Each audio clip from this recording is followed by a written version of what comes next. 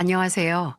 쌍둥이 아들들 때문에 두 팔의 근육이 나날이 늘고 있는 30대 여자입니다. 첫인상이 쭉 가는 사람, 첫인상과 나중에 알고 난 후의 모습이 180도 다른 사람, 둘 중 여러분은 어느 쪽이 나은 것 같나요? 뭐 어느 쪽이라도 나쁜 첫인상이 쭉 가는 것과 처음에는 안 그랬다가 나중 모습이 개차반인 것 둘 다 안 좋은 건 마찬가지지만요. 하지만 전자는 제가 먼저 알고 피할 수 있는 선택권이 있기는 하지만 후자는 괜찮았던 첫인상을 믿고 나중에 화를 입는 경우가 대부분이라서 저는 후자가 훨씬 더 안 좋다고 생각을 해요. 그런데 또 그 개차반 둘이 가족으로 한데 묶여 있으면 정말 최악이죠. 지금은 정말 상상도 하기 싫은 과거지만 제가 그 개차반들과 한 가족으로 묶여 있던 시절이 있어서 날씨도 선선하게 풀렸겠다. 좀 가벼운 마음으로 이야기를 풀어보려고 합니다. 반짝반짝 빛나는 빛고울 광주에서 일남 일녀 중에 둘째로 태어난 저는 아직 학생이었을 때 아버지께서 일하던 건설 현장에서 사고로 돌아가시고 어머니와 오빠와 함께 살았어요. 어머니께서는 아버지가 없다고 혹시라도 자식들이 어디 가서 주눅들까봐 힘이 닿는 곳까지 무엇이든 해주려고 노력하셨어요. 그 방법이 약간 단순했던 게 어머니께서는 애들이 슈퍼에서 과자 하나 사 먹으면 너네는 2개, 3개 사 먹어라 이러시면서 용돈을 더 챙겨주시기도 했고 친한 친구가 걸스카우트나 어디 학원에 다니는 걸 제가 조금만 부러워해도 어머니께서는 주연이도 다니고 싶어? 주연이도 걸스카우트 할래? 하고 그날 바로 등록을 해주셨었죠. 어머니께서는 늘 하고 싶은 건 남들에게 패끼치지 않는 한에서 눈치 보지 말고 하라라고 하셨어요. 어머니께서는 아버지가 돌아가신 후에 받은 보험금을 보태 계곡 근처에 닭 백숙 식당을 열어서 1년 365일 연중 무휴로 일을 하셨는데 그렇게 번 돈은 저희가 눈치 보지 않고 하고 싶은 걸 하는데 투자하셨어요. 오빠는 그런 어머니를 믿고 정말 어려서부터 하고 싶은 건 다 했어요. 태권도 바둑학원, 서예학원, 프라모델 조립학원 등 온갖 학원도 다 다녀봤고 학교에서 하는 아람단에 호기심이 들어가서 안 받는다고 2달 만에 그만두기도 했죠. 그런데 같은 배에서 나왔는데 저는 어머니께 뭐 하고 싶다, 어디 보내달라 하는 게 참 어렵더라고요. 분명 하고 싶은 것도 1번, 2번, 1달, 2달 심사숙고해서 고민 끝에 어머니께 부탁을 드렸어요. 어머니는 그런 제 성격을 늘 안타까워하시면서 이런 말씀을 종종 해주셨죠. 주연아, 주연이가 생각이 깊은 건 좋은 건데 생각만 하다가 시간이 다 가면 너무 아깝잖아. 일단 주연이가 이건 이거다, 아닌 건 아니다 싶으면 일단 뜻대로 해. 그리고 나중에 그게 아니었으면 그냥 그렇구나 하고 만약에 사과할 일이 생기면 사과해. 울 일이 생기면 울고 그리고 다시 시작하면 되는 거야. 네 오빠는 사내놈이라고 무대 보러 나가기 쉬워하는데 우리 주연이는 더 노력이 필요할 거야. 그런데 주연아, 엄마는 우리 주연이가 남 눈치 안 보는 그런 여자가 됐으면 좋겠어. 그런 어머니의 가르침 덕분에 나중에는 어머니께 학원 얘기나 가고 싶은 대학, 학과 이런 얘기도 어려움 없이 꺼냈지만 성격이 팔자라고 타고난 건 그렇게 쉽고 뼛속까지 바뀌진 않더군요. 할 말을 다 하게 됐어도 꼭 결정적인 순간에 근본적인 선택을 하는데 어려움을 겪었어요. 대학을 졸업하고 취업 준비하면서 취직 전까지만 일하자 하고 시작한 백화점 아르바이트가 어쩐지 제 적성에 맞아서 3달이 반년이 되고 반년이 1년이 되면서 어느새 정규직으로 눌러앉게 되더라고요. 그렇게 3년 정도 일하다가 같은 층에서 일하는 언니가 제게 남자를 소개시켜 준다고 하는 겁니다. 그 언니는 제가 아르바이트로 시작했을 때부터 같은 층에서 만나 점심도 같이 먹고 주말에 따로 만나서 여기저기 놀러 다닐 정도로 친한 언니였거든요. 그 언니는 친한 만큼 제 연애 생활을 속속들이 알고 있었는데 제가 그맘때쯤 폭군 같은 남자친구와 헤어지고 방황을 하고 있을 때였어요.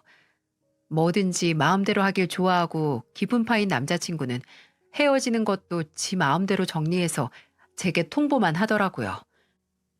잘 보니까 너는 자기 주장 센 남자랑은 영 안 맞는 것 같아. 그런 점 때문에 자주 싸웠다며. 너는 그 자아가 없는 남자, 그래, 자아가 흐릿한 사람이랑 만나서 편하게 연애하는 게 맞을 것 같다. 나 아는 동생 중에 딱 그런 애가 있거든. 나보다 한 살 적으니까 주연이 너보다 4살 많겠다.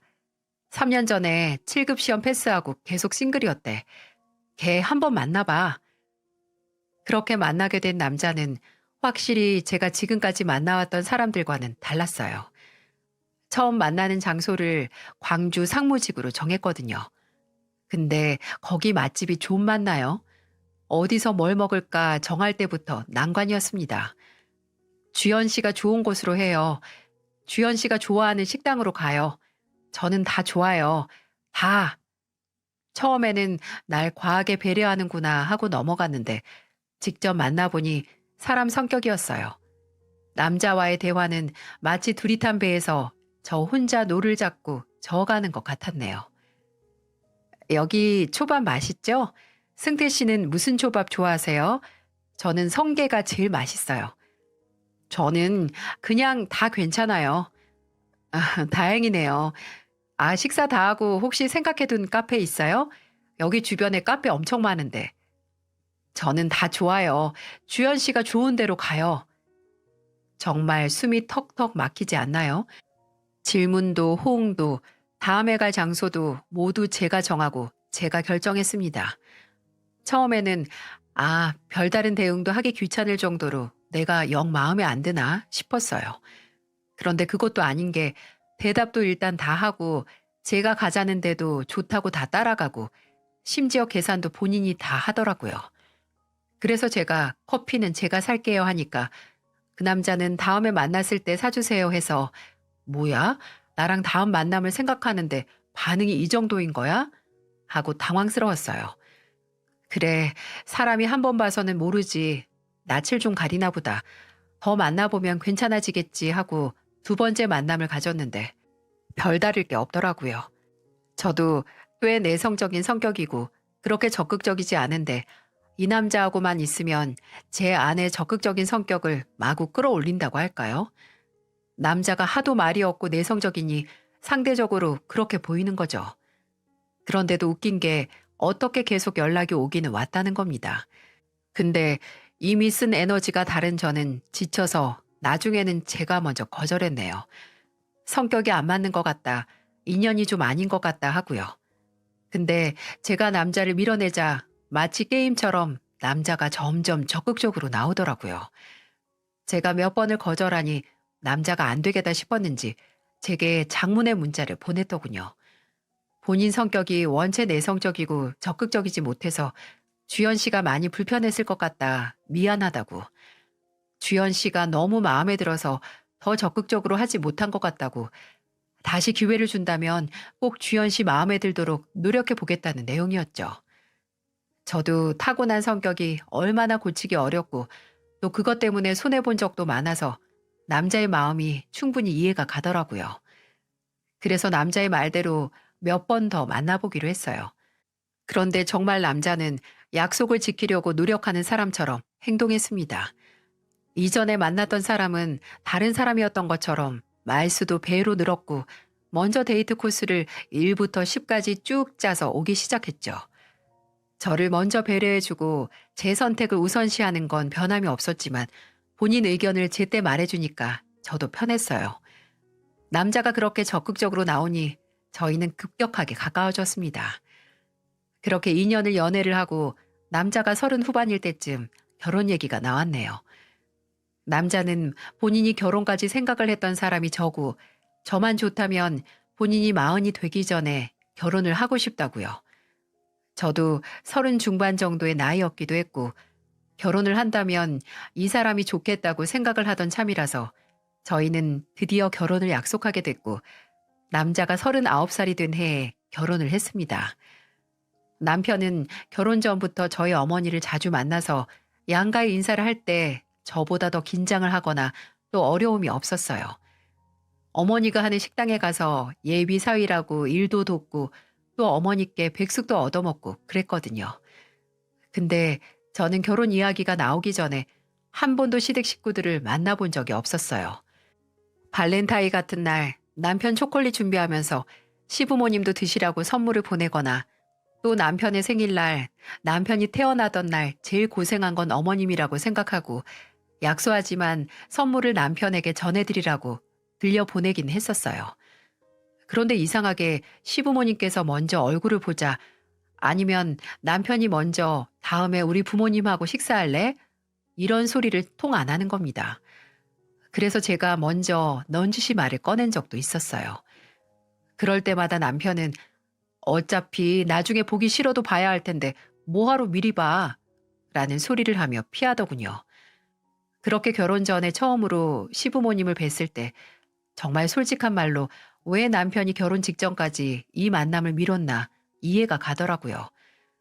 택시기사로 오래 일하신 시아버지께서는 그냥 인상 좋은 분이었는데 시어머니께서는 정말 잊지 못할 인상이었네요. 그런 사람 있잖아요. 딱 봐도 와, 세다. 이런 마음이 드는.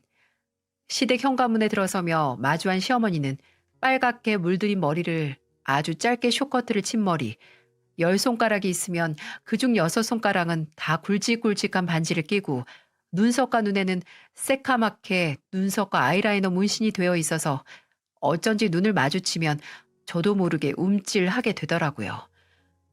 애써 겉모습처럼 속모습까지 무섭진 않겠지. 긴장하지 말자 하고 인사를 드리는데 그런 저를 딱 보고 하는 말이 허이구 바람 불면 그냥 부러지겄다. 뭐해? 인사했으면 멀뚱히 있지 말고 와서 앉아. 언제까지 고개 아프게 우러러봐야겠니? 호락호락하지 않은 건 겉뿐만이 아니라 속도 마찬가지였네요. 시어머니는 물이나 차, 커피를 주시지도 않고 저를 앞에 앉혀두더니 마치 시장에 나온 소 보듯 이리저리 뜯어보기 시작하셨어요. 남편이 어머니 우리 뭐 마실 거 안 주세요? 라고 한 소리 하니 그제서야 찬물을 내주셨고요. 그리고 제가 밥을 반절 정도 먹었을 때부터 제게 이런저런 질문을 하기 시작하셨어요. 어느 정도 배 차게 먹인 다음에 하려고 계속 벼르셨나 봐요. 가족관계나 어머니 식당 일, 오빠가 지금 어느 회사 다니는지, 지금 어느 동네 사는지, 거기 아파트값 올랐다더라부터 시작해서 제 대학과 지금 다니는 직장, 그리고 연봉 등등. 저는 절반 남은 밥에는 손도 못 대고 조곤조곤 다 대답을 해드렸죠. 백화점 일하면 월급은 그냥 그렇겠네. 돈은 얼마나 모으고 있니? 근데 어쩌다가 백화점에서 일을 하게 된 거야? 백화점에서는 또 뭐 하고? 그거 그냥 아무나 하는 거 아니냐? 학교 다닐 때 공부 좀 하지 그랬어. 그럼 돈도 더 모으고 좋지. 그때 제 월급이 7급 공무원인 남편과 똑같았거든요. 오히려 파는 만큼 인센티브를 받을 수 있는 저는 많이 받으면 남편보다 더 많이 벌었어요. 근데 그저 서비스직이라고 하니까 시원치 않게 생각하셨나 보더라고요. 모은 돈 얘기를 몇 번 하셔서 혹시 결혼자금 지원해 줄 수 없다는 걸 걱정해서 미리 말씀하시는 건가 싶었죠. 백화점 여성복 라인에서 브랜드 매니저로 일하고 있고 월급은 달에 인센티브 제외하면 남편 월급이랑 얼마 차이 안 나요. 그리고 졸업하고 알바부터 시작했고 적성에 맞아서 꾸준히 해온 일이라서 돈도 적지 않게 모았고요. 승태 씨가 모은 돈하고 제가 모은 돈하고 합치면 결혼식으로 나가는 돈 제외하고 대출 좀 껴서 신혼집도 구할 수 있을 거예요. 집은 결혼 얘기 나올 때마다 꾸준히 알아보고 있었거든요. 아니, 집을 벌써 알아보고 있었어? 아이고, 빠르기도 하다. 그거 누가 사준다고 보면서 침이나 흘리고 있어. 말 나온 김에 여기서 못 박아두는데 우리는 집 같은 거 못 해줘. 혹시라도 기대하고 있으면 접어라, 깔끔하게, 어? 저는 분명 돈은 걱정 마시라고 알아서 하겠다고 한 이야기인데 시어머니는 대체 이걸 어떻게 받아들인 건지 혼자 흥분하시면서 말씀하시더라고요. 제가 좀 어이가 없어서 말없이 가만히 있자 보다 못한 남편이 우리가 언제 집 해달라고 했어요? 어머니는 왜 말을 곱게 해서 들으세요? 그러니까 주연이 말은 우리가 모은 돈으로 알아서 할 거니까 걱정 마시라는 거잖아요. 라고 말하니까 그냥 그렇게 알아두거나 있으라고 하시는 겁니다. 갑작스런 돈 얘기로 분위기가 가라앉았는데 시어머니는 또 거기서 근데 너 백화점이면 거기 물건 좀 싸게 살 수 있니? 직원가다 뭐다 그런 거 있잖니? 같은 소리만 하셨어요. 근데 제가 시댁에 갔을 때 매서운 눈초리로만 쳐다보시고 환하게 웃는 모습을 단 한 번도 안 보여주던 시어머니였지만 그런 시어머니가 진심으로 껄껄껄 웃는 걸 볼 수 있었던 건 바로 상견례 자리에서였습니다. 어머 어머 거기 무등산길 따라 올라가다가 그 유료 주차장 쪽에 있는 식당이 사부인이 하는 식당이라고요? 어머 세상 너무 좁다. 제가 작년에 모임하는 아줌마들이랑 같이 갔었는데 아유 그러셨어요. 정말 세상 좁네요. 어떻게 음식이 입에 맞았으려나 모르겠네요. 아유 정말 맛있었죠. 가격은 좀 비싸서 저희가 얹어놨는데 뭐 맛이 있어서 참았잖아요.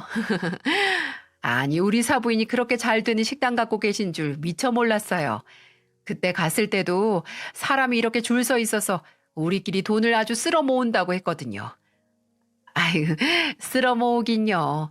그냥 어찌저찌 입에 풀칠하면서 살 수 있는 정도예요. 그럼 이제부터 한 가족이니까 가면 서비스나 할인 같은 거 받을 수 있으려나? 거기 음식이 좀 맛있어야지. 가끔 그때 갔던 아줌마들이 얘기해요. 사부인의 백숙. 아유, 그럼요. 언제든지 오세요. 오시면 서운하지 않게 제가 서비스 해드릴게요. 저한테도 백화점 직원 할인 물어보셨던 분이 저희 어머니에게도 다짜고짜 할인이니 서비스니 말하는 게 좋게 보이진 않더라고요. 물론 사돈지간에 식당 서비스 정도야 못할 게 아니긴 했죠. 근데 당당하게 먼저 말을 꺼낸다는 게 쉽지 않잖아요. 심지어 진짜 바라는 건 할인도 서비스도 아니었습니다. 시어머니께서는 상견례에서 했던 대화를 결코 우스갯소리로 한 게 아니라는 걸 제가 결혼한 후에 증명하셨어요. 처음에는 저도 몰랐습니다. 나중에 식당에서 오래 일하시는 주방 이모께서 따로 제게 전화해서 말씀해 주셨어요. 주연이 너네 시어머니가 매번 사람 몰고 와서 무전 취식하고 간다고요. 충격이었어요. 알고 보니 제가 결혼한 후에 달에 한 번씩, 많으면 두 번씩 모임하는 사람들을 대여섯 명씩 데려와서 3, 40만 원씩이나 되는 음식을 먹고 계산도 안 하고 그냥 간다고 하는 겁니다. 제가 그때 결혼한 지 거의 반년이 되어갈 때였는데 어머니나 시어머니가 제게 그랬다는 언질도 없으셨거든요. 이모는 엊그제도 왔다 갔는데 돈 안 받았다. 아무리 한 가족이라고 해도 한두 번이지. 사돈이라고 사장님이 그냥 좋게 좋게 넘어가는 게 분통이 터져서 제게 연락을 했다는 겁니다. 혹시 제가 모르고 있다면 알려줘야겠다고 생각을 해서요. 일단 이모에게는 말씀해 주셔서 감사하다고 한 뒤에 어머니에게 전화를 했습니다. 대체 왜 어머니께서 저한테 말을 안 하시고 달마다 40만 원이나 되는 매출을 손해보고 계셨는지 알아야 했으니까요. 아무것도 모르는 어머니는 전화 받고 딸이 전화했다고 반가워하시는데 그 목소리를 들으니까 더 화가 나는 겁니다. 아유, 주방에 박 씨가 말했구나. 그 사람도 참 그냥 가만히 있으라니까. 아니 엄마, 대체 왜 나한테 그 말 안 했어요? 아무리 내 시어머니라고 해도 엄마가 손해까지 보면서 안 잘해줘도 돼요. 심지어 한두 번도 아니고 매달 꾸준히 그랬다면서요? 그거 얼마나 한다고 불편한 소리를 해. 그 정도는 괜찮아. 모임이라고 사람을 모아서 오는데 거기다 대고 돈 내고 가라는 것도 민망하지. 저희 어머니가 이 정도로 물은 분이 아니거든요. 오랫동안 식당 일을 하셔서 단호할 때는 단호한 대장부 스타일이신데 딸 가진 부모 마음이 뭔지 괜히 제가 미움받을까 걱정돼서 차마 사돈한테 돈 내라는 소리를 못 하셨던 거죠. 저는 어머니께 내가 못 참아. 당장 말할 거야. 하고 전화를 끊었어요. 그리고 그 다음날 제가 휴무라서 시댁에 먼저 연락을 드리고 찾아갔죠. 어머님, 저한테 뭐 하실 말씀 없으세요? 말? 무슨 말? 내가 너한테 무슨 말을 해야 하나? 어머님, 저희 어머니 식당 가서 매번 돈도 안 내고 드셨다면서요. 저 결혼하고 나서 한 달에 한 번씩은 꼭, 많으면 두 번이나요. 참나. 아니 내가 며느리한테 사돈네 식당 가는 것도 허락받아야 하냐? 어? 어디다 대고 사람을 취조하고 있어? 이게 취조예요? 아니, 취조일 수도 있겠네요. 어머니가 몇 달간 저희 엄마 식당에서 무전 취식한 거 상습 사기로 경범죄예요, 경범죄. 뭐? 아니, 지금 내가 누군 줄 알고 사람을 범죄자 취급을 해? 너 지금 제정신이야? 네, 너무 제정신이에요. 그래서 어머니께서 모임 총무하고 있다는 것도 기억나요. 저한테 돈 관리한다고 잘한다고 자랑하셨잖아요. 그럼 분명히 모임에서 식사한다고 모은 돈도 어머니께서 걷어서 낼 텐데 그 돈 걷기만 하고 우리 엄마 식당에서 안 쓴 거 아니에요? 시어머니는 지금까지 뻔뻔하게 버럭버럭 하던 게 거짓말이었던 것처럼 아무 말도 안 하고 입을 꾹 다무시더군요. 그렇습니다. 정말 모임에서 돈 거둔 건 본인이 꿀꺽하고 어머니 식당에서 공짜로 먹고 거둔 돈 낸 척 한 거죠. 그럴 줄 알았어요. 어머님 그거 생각해보면 횡령이에요, 횡령. 아세요? 야, 내가 사돈네 식당에서 그 음식 조금 얻어먹고 횡령이네, 경범죄네. 별 회개망측한 소리를 다 듣는다. 사돈도 참 너무하시네. 앞에서는 괜찮다, 잘 먹었냐 웃고 말았으면서 꼬우면 그 자리에서 말을 하시든가. 딸을 보내서 사람을 죄인 취급해. 아이고 억울해, 아이고 억울해. 본인이 뭘 잘못했는지도 모르고 그저 억울하다고만 하는 시어머니. 더는 말이 안 통할 것 같아서 한마디만 더 하고 그냥 나왔어요. 또 어머니 식당 가서 돈 안 내고 드시면 정말 안 참는다고 모임하는 아주머님들한테 어머님이 돈을 걷고 중간에서 가로챈 거 다 말한다고 하고 나와버렸죠. 억울하다고 하시던 분이 제가 그렇게 말하고 나니 아예 어머니 식당에 발길을 뚝 끊으셨어요. 한동안 저하고는 말도 안 하시고 쳐다도 안 보셨고요. 솔직히 그렇게 계속 교류 없이 지냈으면 편했을 텐데 시어머니의 만행은 그게 끝이 아니었어요. 아니, 오히려 시작이었죠. 한 번은 저희 신혼집 비밀번호를 계속 물어보셔서 저희 어머니께도 안 알려드렸어요, 어머님. 하고 넘어갔거든요. 진짜였으니까요. 저희는 시댁에도 친정에도 저희 집 현관 비밀번호를 알려드리지 않았습니다. 아무리 자식들이 결혼해서 사는 집이라고 해도 비밀번호를 한번 공개하고 나면 경계가 허물어져서 불편하니까요. 근데 시어머니는 제 말을 믿지도 않고 포기하지도 않으셨어요. 저 몰래 저희 어머니께 전화를 해서 진짜 며느리가 비밀번호 안 알려줬냐고 거짓말 말라고 왜 나만 모르냐고 막 뭐라고 했답니다. 식당 일 하느라 바쁘신 어머니께서는 계속되는 의심에 지치고 짜증이 나서 나는 정말 딸 현관문 비밀번호도 모르고 궁금하지도 않아요. 아니 사부인, 뭐하러 그걸 그렇게 궁금해해요? 어련히 지들이 잘 사는데 하고 전화를 끊으셨다고 해요. 또 앞서 결혼 전에 백화점에서 일하는 제게 직원 할인가를 물어보셨다는 거 기억하시죠? 제가 일하는 브랜드는 직원 할인가가 30%로 적용이 돼서 직원 카드로 한도 내에서 할인을 받을 수 있거든요. 그걸 동네 아줌마들이 사달라고 했다고 제게 돈을 줄 테니까 네 카드로 할인받게 해달라고 했죠. 근데 중간에서 그 차액을 또 날름 먹다가 저한테 딱 걸려서 이제는 아예 제 카드로 할인도 못 받게 했습니다. 근데 이런 시어머니 아나무인한 태도만큼 열받았던 건 바로 남편의 태도였어요. 처음에는 제가 시어머니가 무슨 짓을 할 때마다 그 일을 전하면 아유, 우리 어머니 진짜 왜 그러시냐? 내가 잘 말할게. 미안해. 하고 시어머니에게 따로 말을 했거든요. 근데 시어머니가 이런저런 문제를 일으킬 때마다 남편과 대화를 하면 뭐 그런 걸로 화를 내? 당신이 참아. 그럼 그렇게 평생 산 어머니가 바뀌는 것보다 당신이 이해하고 넘어가는 게 빠르지 않겠어? 이렇게 나오는 겁니다. 남편의 태도가 그렇게 바뀌었을 때가 제가 임신을 한 지 반년 정도가 돼갈 때였거든요. 제가 쌍둥이를 임신을 했는데 그때 빈혈이 심했어요. 그것 때문에 몸에 무리가 안 갈 정도의 산책도 힘들었고 또 배에 애가 둘이니 자궁이 폐를 압박하는 게 심해서 쉽게 숨이 차기도 했어요. 그래서 조금만 혈압이 오르거나 말을 빨리 하면 머리가 어지럽고 말하는 것도 숨이 차서 몸에 무리가 많이 갔죠. 몸이 그러니 남편과 마찰이 있어도 피하게 됐네요. 남편도 저와 점점 거리를 두는 느낌이었고요. 그래도 애 낳으면 달라지겠지. 애가 태어나면 책임감도 늘 테니 조금 더 우리 가족 중심으로 생각을 하겠지 싶었습니다. 근데 없던 책임감이 애가 태어난다고 생기는 건 아니더라고요. 말도 상냥하게 하던 사람이 괜히 틱틱거리고 투덜거리고 짜증이 심해지는 거예요. 제가 밥 먹었어 하면 그럼 지금이 몇 시인데 안 먹었겠어? 이렇게 꼬아서 말하는 거 있잖아요. 그래서 제가 한 번은 대체 요즘 말투가 왜 그러냐고 물어봤죠. 그랬더니 뭐라고 하는 줄 아세요? 연애 초반에 내가 자기 주장도 안 해서 힘들었다며. 그래서 바꾼 건데 마음에 안 들어?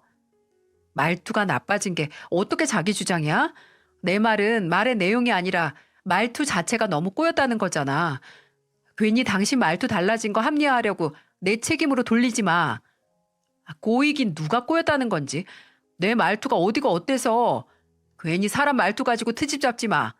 당신이 요새 집에서 애들하고만 있어서 예민해진 거 아니야? 이게 말이 되나요? 제가 언제 자기 주장을 이딴 식으로 하라고 했냐고요. 그리고 말 한번 잘했습니다. 제가 집에서 하루 종일 갓난쟁이 돌보고 있어서 예민해졌다고 하는데 안 그럴 수가 있나요? 저와 애들이 병원에서 집으로 온 뒤로 남편은 하루도 안 거르고 회식이다 야근이다라고 하면서 집에 제 시간에 온 적이 없었어요. 주말에도 주말 업무 있다고 나가야 한다고 하고 가뭄에 콩나듯 집에 있으면 애들 한두 시간 정도 보고 나머지는 제 할 일 하고 잠이나 퍼잡니다. 어떻게 감히 지가 나한테 애들 키우느라 달라졌다는 말을 할 수가 있냐고요. 내가 예민해졌다고? 그래, 안 예민해질 수 있겠어? 당신 애들 태어나고 하루라도 나 대신 새벽에 깨서 우는 애들 달랜 적 있어? 주말에 당신이 애 보고 나 쉬라고 나 배려해 준 적 있냐고. 아니 그것까진 바라지도 않고 당신 한 번이라도 일 끝나고 와서 애들 재운 적도 없잖아. 집에 일찍 들어오는 날이면 애들보다 더 빨리 잠들었고 기분만 내면 나빠니? 당신은 지금 쉬니까 그런 소리 할 수 있는 거야. 나는 일하잖아. 밖에서 진짜 죽어라 일하고 스트레스 받다가 집에 와서 조금이라도 마음 놓고 쉬려는 사람한테 그렇게 애들을 맡기고 싶냐? 나라면 미안해서 애 기저귀 갈아달라는 말도 못해. 그래도 내가 많이 도우려고 노력하잖아. 아니야? 아니야. 당신 노력한 적도 없고. 그리고 뭘 도와? 당신이 왜 도와? 당신은 돕는 위치가 아니라 그냥 나랑 애들 같이 키워야 하는 위치야. 돕는 게 아니라 같이 돌봐야 하는 위치라고. 돈 버는 건 애들 키우는 거 아니냐? 아유, 됐다 됐어. 그만두자. 너랑 뭔 말을 하겠냐? 쉬면서 사회성 떨어진 사람하고 무슨 대화를 해? 사회성이 없는 건 임신 때문에 쉰 제가 아니라 바로 남편이었어요. 남편은 가족이란 공동체로서의 의식이 한 톨도 없는 사람처럼 행동했죠. 분명 애들이 태어나면 괜찮아질 거라고 애써 합리화한 제 생각이 모두 말도 안 되는 것이라는 걸 증명하듯이 남편과 저 사이의 골은 매일같이 깊어져만 갔어요. 그런데 그 골을 더 깊게 들이파는 사람이 있었으니 바로 시어머니였습니다. 시어머니는 남편과는 다른 방법으로 저를 참 힘들게 했어요. 애들이 태어나고 한 달 정도 지났을 때 애들 보고 싶다고 저희 집에 온 시어머니와 불편하게 마주보고 차 한잔하고 있었는데 시어머니께서 제 육아휴직 얘기를 꺼내시더라고요. 너 언제까지 쉬니? 얼마나 남았어? 아직 좀 남았어요. 왜요? 아니, 너 조금이라도 젊을 때 일 빨리 다시 시작하는 게 좋은 것 같아서. 백화점에서는 눈치 안 주냐? 일 안 한다고? 그런 걸 왜 줘요? 제가 정당하게 회사 복지에 보장된 육아휴직으로 쉬는 건데. 분명 뒤에서는 욕할걸. 애 낳고 태평하게 논다고. 그리고 너 쉬면 승태 혼자 외벌이 하는 건데 걔 월급으로 생활이 되니? 걔 요새 얼굴이 말이 아니더라. 혼자 일하면서 애 둘 키우느라 힘들겠지. 그 사람 요새 술 먹고 새벽마다 들어와서 숙취 때문에 얼굴 퀭한 거예요. 그래서 요새 술배 엄청 나왔잖아요. 어머님께서 걱정 안 하셔도 돼요. 그래도 그렇지. 얼마나 하루도 안 거르고 힘들면 술을 먹겠니? 웬만해서는 빨리 복직해라, 어? 애들이 걱정이면 내가 애들 봐줄게. 시애미 두고 다른 사람 손에 우리 손주들 맡기지 말고 남 줄 돈 나한테 주면 다 좋은 거지. 나 아는 여자는 이번에 딸애 하나 봐주면서 200이나 받더라, 200. 나는 손주가 쌍둥이라 둘이니까 한 300 맞춰서 주면 될 것 같은데 어떠니? 내가 많이 깎아줬다, 너. 300이요? 어머님, 제 월급이 300 초반인데 어머님 그 돈 다 드리면 얼마 남지도 않아요. 그럴 거면 차라리 시간당 베이비시터를 쓰거나 제가 아예 일을 그만두는 게 낫죠. 어머, 너 웃긴다. 그럼 애 둘이나 보는 인력을 꽁돈으로 쓰려고 했니? 제가 단호하게 거절을 하니까 눈에 불을 켜고 저를 빤히 보다가 너는 네 시애미한테 주는 돈이 그렇게 아깝냐부터 내 아들 혼자 고생하는데 너는 집에서 놀지까지 그렇게 혼자 난리를 치다가 갑자기 짐을 챙겨서 집으로 돌아가셨어요. 손주 보고 싶어서 왔다는 분이 애들한테는 아는 척도 안 하시고 본인 할 말만 하다가 화가 나서 그냥 가신 겁니다. 시어머니가 잠잠하면 남편이 사고를 치고 남편이 또 잠잠하면 시어머니가 와서 사람 속을 뒤집고 애들 돌이 지나자마자 저와 남편은 각방을 쓰게 되는데 그 계기가 바로 애들 돌잔치가 끝나고 일어난 사건 때문이었어요. 그냥 가족끼리 간소하게 돌잔치 겸 식사 자리를 갖고 집에 와서 영수증이 안 보이길래 그날 돌잔치 하느라 나간 금액을 남편 휴대폰에 날아온 정산 문자로 확인했네요. 그런데 당일에 식당에서 계산한 내역 바로 위에 30만 원 정도가 긁힌 내역이 있는 겁니다. 카드가 긁힌 곳 이름도 그렇고 금액도 그렇고 단순히 식당이나 술집이 아닌 것 같아서 인터넷으로 상호명을 검색을 해봤죠. 그런데 와, 진짜 머리가 차갑게 식었어요.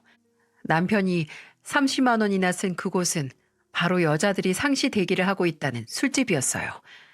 저는 그때 마침 씻고 나온 남편에게 휴대폰에 뜬 내역을 들이밀며 물었습니다.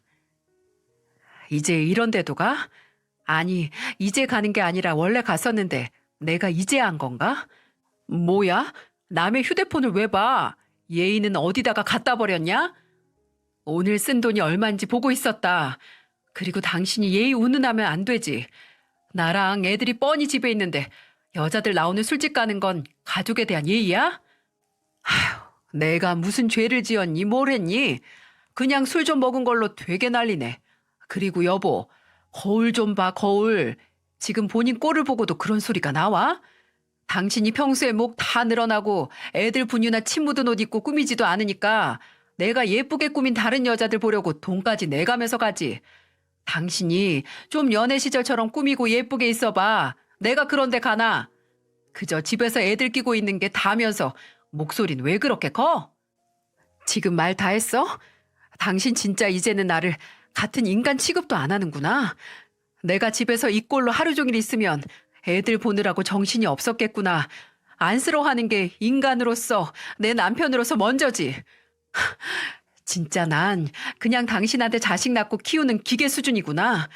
진짜 질린다 질려. 당신도 당신 그렇게 소름 끼치도록 뻔뻔한 것도. 이렇게 저희는 아예 각방 생활을 시작했어요. 저도 남편이 출근을 하든 말든 신경 쓰지 않았고 남편도 저랑 집에 있는 애들한테 신경도 전혀 안 썼어요. 심지어 아예 관계가 틀어진 후로는 제가 쓰던 카드도 정지시킨 거 아세요? 괜히 그걸로 따지고 싶지도 않아서 이전에 제 명의로 된 체크카드로 생활했습니다. 이럴 거면 나한테 왜 결혼하자고 했을까? 이럴 거면 나랑 연애를 왜 시작했는지, 왜 내가 그렇게 거절할 때 매달리면서 만나자고 했는지 그 모든 게 이해가 되지 않더라고요. 그리고 그런 무수한 의문들 중 가장 뼈저리게 제 속을 답답하게 만든 건 아예 남편이 달라지는 모습을 보였을 때 빠르게 헤어질 걸 하는 후회였어요. 근데 그런 제 생각을 아는지 모르는지 또 남편이 잠잠하니 시어머니께서 문제를 만드시더군요. 한참 남편과 냉전 중인데 시어머니가 제게 전화를 해서 하는 말이 뭔 줄 아시나요? 너 돈 좀 있냐? 헛웃음이 나올 뻔했습니다. 지금 당신 아들이 술만 마시고 다니면서 생활비도 안 주는데 그런 소리가 나오냐고 막 소리를 지르고 싶었어요. 제가 시어머니께 왜 그러시냐, 무슨 일이냐라고 물으니까 시어머니는 계속 그냥 돈만 있냐고 얼마 있냐는 말만 하셨어요. 그래서 무슨 일인지 말씀 안 하시면 저도 말 안 한다라고 하니까 바로 이실직고를 하시더군요. 동네 아줌마를 하나 따라가서 투자 강좌를 듣고 왔는데 돈을 빨리 버는 법을 알려줬다. 그래서 돈 끌어다가 거기서 하라는 대로 다 하니까 알고 보니 거기가 다단계 투자 사기 회사였다고 말입니다. 진짜 가지가지도 이런 가지가지가 없지 않나요? 시어머니는 그렇게 끌어다가 쓴 돈이 시아버지 통장에서 몰래 빼낸 3천만 원인데 그거 네 시아버지 알기 전에 도로 넣어놔야 한다고 1년 뒤에 꼭 갚을 테니까 제발 살려달라고 말이죠. 저는 이루 말할 수 없이 시어머니가 한심하게 느껴졌고 시어머니에게는 한숨을 한 번 쉬고 말했습니다. 어머님, 저도 지금 어머님 아들이 생활비 하나 안 줘서 제 돈 쓰고 있어요. 저는 빌려드릴 돈 없으니까 남편한테 먼저 말씀하시거나 아니면 아버님한테 그냥 솔직하게 말하세요. 그랬더니 너는 어째 싸가지가 없다고. 그러게 내가 애들 봐준다고 할 때 나가서 돈이나 벌지 뭐 했냐 식충이네 뭐네 온갖 화풀이를 다 해서 그냥 끊어버렸습니다. 도저히 돈 나올 구석이 없으면 시아버지께 말하겠지 했어요. 그런데 불똥은 전혀 무관한 쪽으로 튀었습니다. 3일 뒤에 어머니께서 제게 전화를 하셔서 다짜고짜 이런 소리를 하시는 겁니다. 주연아, 엄마 사고 쳤다. 이게 대체 무슨 일이죠? 남편과 시어머니에 이어서 하나뿐인 제 편 엄마조차 무슨 일을 치신 걸까요? 근데 어머니께 자초지종을 듣고 보니 그 사고는 제게는 사고가 아니라 오히려 기회더군요. 어머니께서 제게 전화하기 전날 식당 마감 시간에 맞춰서 예상치 못한 손님이 왔다고 해요. 바로 저희 시어머니였죠. 저희 지금 마감, 어머 사부인, 어떻게 이 시간에 오셨어요? 근데 혼자 오신 거예요? 아, 네. 제가 긴히 부탁할 게 좀 있어서요. 저한테요? 아니, 사부인께서 저한테 할 부탁이 대체. 그리고 앉아서 시어머니는 제게 했던 부탁을 그대로 하기 시작했어요. 처음에는 제 칭찬을 그렇게 했대요. 우리 주연이가 예쁘고 착하고 애들도 잘 키우고 뭐라 뭐라 하는데 어머니는 저랑 시어머니 사이를 잘 알거든요. 어머니는 제 대나무 숲이라서 시어머니와의 사이에 무슨 일이 있었는지 다 알고 있었습니다. 그런데 갑자기 그렇게 사이 안 좋은 며느리 칭찬을 하니 어이가 없으셨다고 해요. 그런데 아니나 다를까 돈 얘기를 꺼내기 시작한 거죠. 그 돈 못 메꾸면 바깥 양반한테 쫓겨난다고. 석 달 후에 꼭 갚을 테니까 나 좀 제발 살려달라고 애걸복걸 했다고요. 참나, 저한테는 1년이라더니 어머니께는 석 달. 이 무슨 계산법인가요? 아예 갚을 생각도 없었던 거죠. 어머니는 평소 제가 시어머니와 남편 때문에 얼마나 힘들어하는지 제일 잘 알고 계시던 터라 계속 분노를 품으며 참고 계셨던 상태였고 그 상태에서 뻔뻔하게 돈을 빌려달라고 온 시어머니 앞에서 도저히 참지 못하고 터져버리셨다고 해요. 사부인 아들이 손주 둘씩이나 독박으로 키우는 우리 딸한테 제대로 된 생활비도 안 준 지 몇 달이 되어 가는데 내가 사부인한테 3천이라는 돈을 빌려주고 싶겠어요? 그리고 사람이 아무리 돈이 무서워도 평소에 본인 아들 고생하니까 돈 좀 그만 쓰라고 천기저기 써라. 분유 가격 좀 비교해서 사라.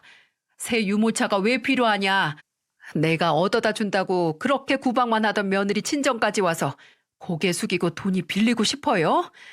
나는 그 돈 절대 못 주고 돈이 넘치다 못해 휴지 대신 쓸 수 있다고 해도 차라리 얻다가 기부를 하지 사부인 목숨이 달려있다고 해도 안 빌려줍니다. 뭐라고요? 참나. 아니 안 빌려줄 거면 그냥 없다고 싫다고 하면 되지.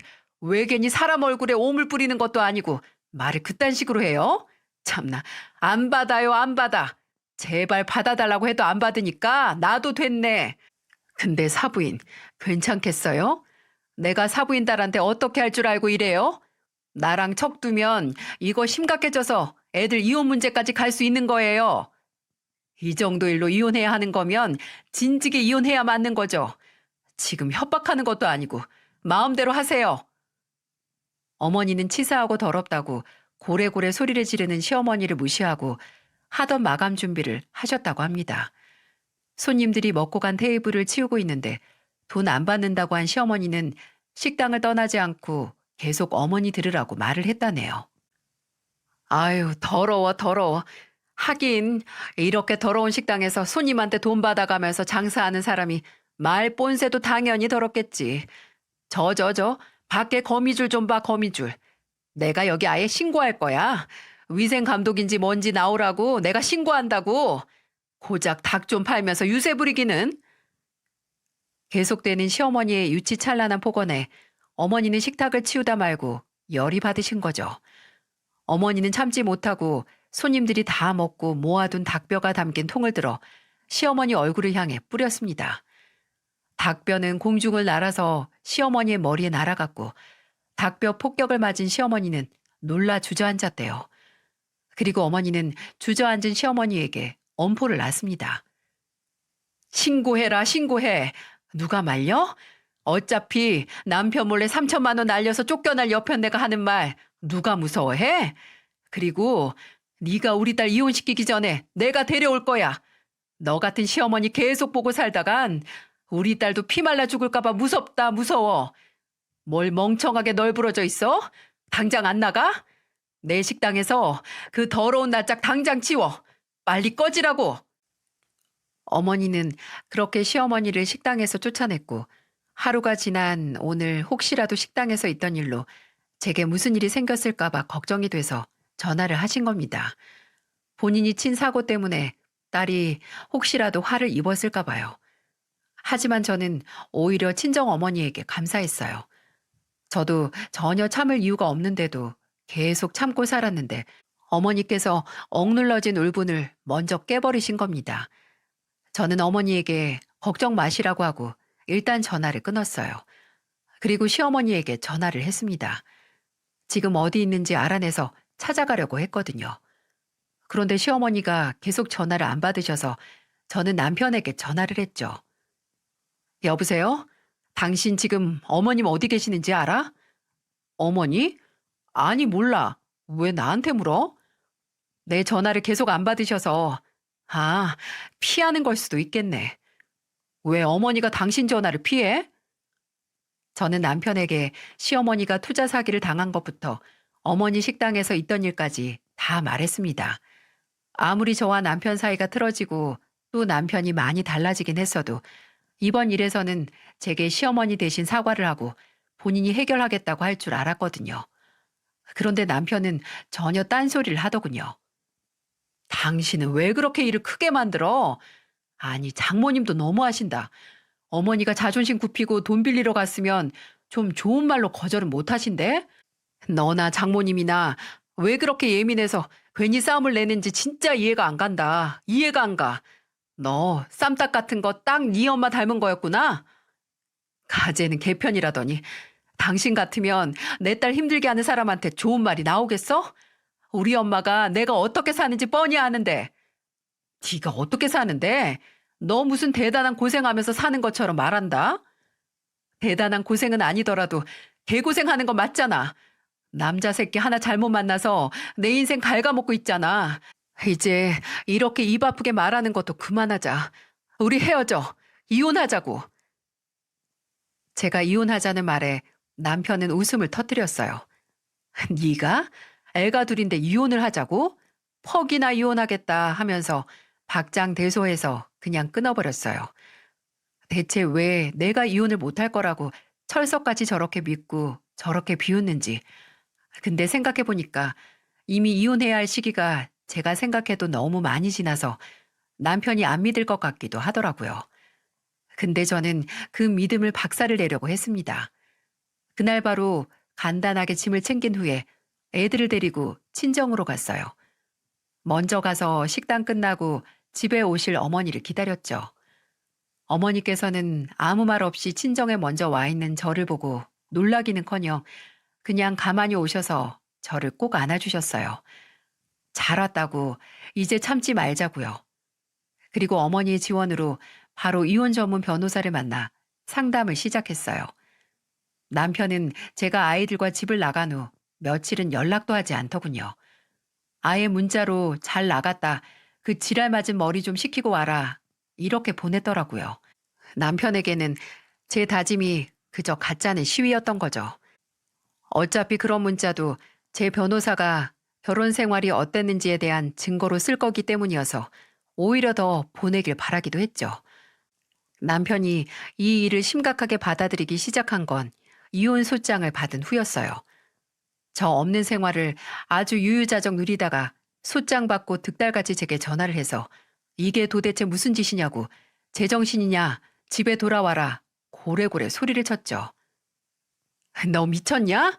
고작 이런 일로 이혼을 해? 제정신이 아니구나 진짜. 네가 나 없이 뭘 할 수 있는데 백화점에서 일하면서 애들 키우게? 말이 되냐? 너 같은 거 아무도 애들 키울 월급 주면서 안 써. 너는 이혼이 뭐 장난이야? 그럼 너는 결혼이 장난이라서 그딴 식으로 굴었니? 그리고 이거 녹음 중이야. 앞으로 재판장에서 만나야 하는 사이인데 제대로 구분해야지. 할 말 있으면 이제 변호사 통해서 해. 당신 목소리 듣는 것만으로도 스트레스 받으니까. 남편과의 이혼을 준비하면서 제게는 또 할 일이 있었는데 바로 시아버지에게 시어머니의 투자 사기건을 말씀드리는 것과 시어머니가 모임으로 있는 곳 회원들에게 지금까지 있었던 시어머니의 횡령 사건을 밝히는 일이었어요. 그 당시 시댁 바로 옆집에 있던 아주머니께서 시어머니와 같은 모임이어서 밝히는 건 어렵지도 않았습니다. 그저 찾아가서 저희 어머니 식당에서 드신 거 계산 안 해서 영수증 자체가 없으니 시어머니에게 한번 물어보라고 말씀드렸죠. 식사 비용을 어떻게 했는지 말이죠. 옆집 아주머니는 놀라서 한동안 아무 말씀도 못 하시더라고요. 시아버지께도 말 꺼내기 정말 죄송했지만 오히려 빨리 아시는 게 나을 것 같아서 따로 만나 말씀드렸죠. 이혼 얘기 때문에 저를 만난 줄 안 시아버지는 시아버지가 3천만 원을 사기로 날렸다는 얘기를 듣고 얼굴이 시뻘개져서 분노하셨어요. 집에서 살림하는 사람한테 돈 다 맡겼더니 어떻게 이럴 수 있냐고 어처구니가 없다고 하셨어요. 폭로의 효과는 꽤 컸습니다. 시어머니는 시아버지와 아예 이혼 직전까지 갔고 모임에 있는 아주머님들로부터 고소당하기 직전이라는 걸 남편이 다 말해주더라고요. 남편은 대체 뭘 했길래 어머니한테 이런 일이 생기냐고 해서 저는 그냥 해야 할 일을 했을 뿐이라고 말했네요. 근데 너무 웃긴 게 남편은 갑자기 제가 한 폭로를 용서해 주겠다는 식으로 말을 하더라고요. 용서해 줄 테니 이혼을 다시 생각하라고요. 아니, 시어머니의 만행을 마땅히 알아야 할 모임 아주머님들과 시아버지에게 말한 게 왜 남편에게 용서를 받아야 하는 일인가요? 저는 됐다고 뭔 소리냐? 네가 뭔데 나를 용서하고 말고 해? 너 뭐라도 되니? 이렇게 무시를 해버렸어요. 그게 진심이었다는 걸 이혼을 하고서 깨달았습니다. 전 남편은 이혼이 확정이 되고 재산 분할까지 다 끝나서 제가 단독 양육권을 받고 나서 혼자 영화를 찍기 시작했어요. 이혼한 다음에 한동안 어머니와 살았는데 어느 비가 많이 오는 날 저는 보고야 말았습니다. 어머니 아파트로 들어가는 저를 멀리서 비를 맞으면서 보는 전 남편을. 와, 지금 생각해도 참 꼴값인데 전 남편은 처량하게 비를 맞으면서 저를 지켜보고 있더라고요. 얼마나 비를 맞았는지 며칠 후에 시어머니가 제게 전화를 해서 본인 아들이 저 본다고 비를 많이 맞아서 지금 폐렴으로 입원했다. 옛 정을 봐서라도 병문안 한 번만 가줘라 해서 폐렴이 걸릴 정도로 비를 맞았다는 걸 알게 됐네요.